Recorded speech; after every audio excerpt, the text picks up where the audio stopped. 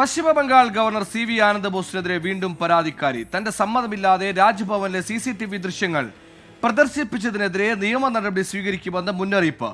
അന്വേഷണവുമായി സഹകരിക്കാത്ത ഗവർണറുടെ നിലപാടിനെതിരെ CPI രംഗത്തെത്തി.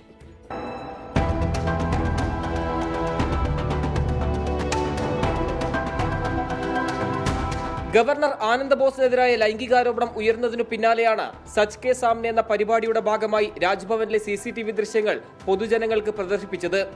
ഇതിനു പിന്നാലെയാണ് പരാതിക്കാരി രംഗത്തെത്തിയത്. തന്റെ സമ്മതമില്ലാതെയാണ് ഗവർണറുടെ നിർദ്ദേശപ്രകാരം CCTV ദൃശ്യങ്ങൾ രാജ്ഭവൻ പുറത്തുവിട്ടത്.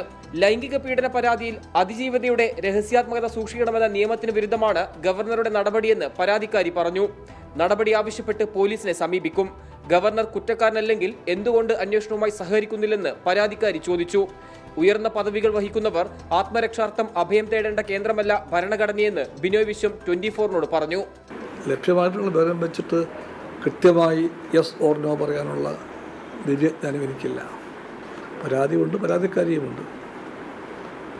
ഇത്തരം കേസുകളിൽ ഇരയുടെ മൊഴിക്കൊരു പ്രാധാന്യവുമുണ്ട്.